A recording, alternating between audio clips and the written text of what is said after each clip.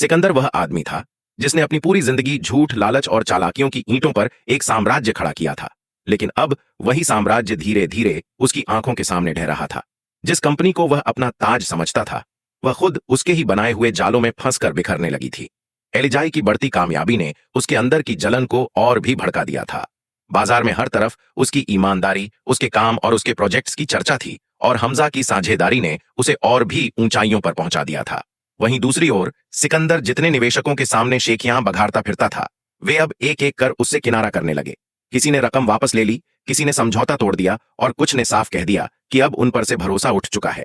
मगर इसके बावजूद सिकंदर का घमंड रत्ती भर भी नहीं टूटा। उसे बस इतना खल रहा था कि एलिजाई का नाम बुलंद हो रहा है, जबकि उसका सब कुछ डूब रहा है। इसी नफरत में एक रात वह अपने चंद वफादार गुंडों को अंधेरे में बुलाता है और दबी आवाज में हुक्म देता है कि सुबह दफ्तर खाली मिलेगा, उसे आग के हवाले कर देना है। वह चाहता था कि एलिजाई को उसकी कामयाबी का एक और दिन भी न मिले। सुबह होते ही एलिजाई की कंपनी में आग भड़क उठती है। अफरा तफरी मच जाती है, लोग इधर उधर भागने लगते हैं, लेकिन सुरक्षा व्यवस्था मजबूत होने के कारण बड़ा नुकसान टल जाता है। फायर ब्रिगेड वक्त पर पहुंचकर लपटों पर काबू पा लेती है। शोर थमने के बाद फरीद हमदानी बिना वक्त गंवाए सीसीटीवी फुटेज मंगवाते हैं। जैसे ही वीडियो सामने आता है, उनकी शंका सच साबित हो जाती है। एक चेहरा, एक पहचान, उनके पुराने ड्राइवर के भाई का, और वह वही इंसान था जो सिकंदर के इशारे पर चल सकता था। नाम सुनते ही कमरे में खामोशी छा जाती है। फरीद हमदानी का गुस्सा फूट पड़ता है।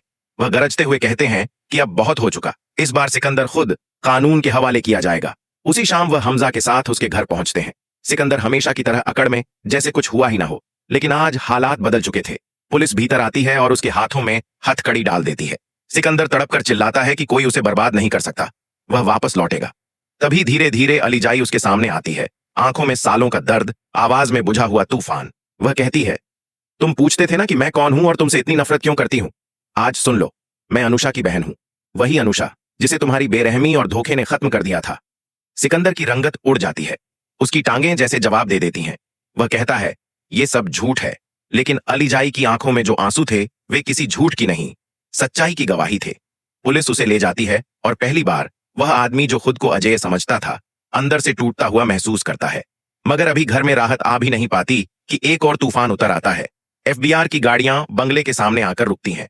अधिकारी अंदर आते ही सीधे अरमीन की ओर बढ़ते हैं और कहते हैं कि उनके एनजीओ में गैरकानूनी फंड आते रहे हैं और उनके पास सारे सबूत मौजूद हैं। अरमीन का चेहरा सफेद पड़ जाता है, उसकी आवाज जैसे कहीं खो जाती है और उसे भी गिरफ्तार कर लिया जाता है। 2-3 दिन जेल में गुजरने के बाद उसे अपनी भूलों का एहसास होता है। फरीद हमदानी और हमजा मिलकर उसकी जमानत करवाते हैं।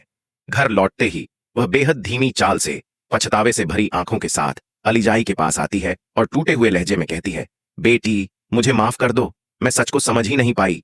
एलिजाई दिल बड़ी करके उसे गले लगाती है और कहती है कि अब सब ठीक हो जाएगा। घर में पहली बार सुकून की हवा चलने लगती है। इसी बीच वह निम्रा और दायम की शादी का जिक्र करती है। फरीद हमदानी लड़के वालों को बुलाते हैं, सब बैठकर बातें करते हैं, दिल से दिल मिलते हैं और आखिर फैसला हो जाता है, शादी होगी। शादी का दिन आता है, घर रोशनी से खिल उठता है। अरमीन खुद अपनी बेटी को प्यार से तैयार कर रही होती है। एलिजाई के चेहरे पर वह नर्म मुस्कान होती है जो बरसों के तूफानों के बाद मिलती है। उधर अदालत में सिकंदर को सजा सुनाई जा रही होती है। जज तमाम गवाहियों और सबूतों की रोशनी में उसे कत्ल, धोखाधड़ी, गैरकानूनी कारोबार और अपहरण जैसे संगीन जुर्मों में मौत की सजा देते हैं। सिकंदर की आंखों के आगे अंधेरा छाने लगता है। उसका घमंड, उसकी दुनिया, उसका सब कुछ एक पल में मिट्टी में मिल चुका था।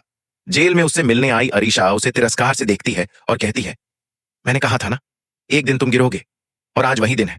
मैं तुम्हें छोड़ रही हूं, तलाक ले रही हूं। वह आदमी जो खुद को सबसे ताकतवर समझता था, आज बिल्कुल अकेला, बिल्कुल खाली खड़ा था। उधर शादी का माहौल खिल उठता है। निम्रा और दायम फेरे लेते हैं। घर आशीर्वाद, हंसी और खुशियों से भर जाता है। बीचों बीच एलिजाई खड़ी होती है, चेहरे पर एक हल्की गहरी मुस्कान, दिल में एक सुकून भरी फुसफुसाहट। अनुषा, तुम्हारा बदला पूरा हो गया। उस घर में बरसों बाद पहली बार सच्ची खुशियों की शुरुआत होती है और किस्मत भी यही साबित करती है, दिल साफ रखने वालों का अंत कभी खराब नहीं होता।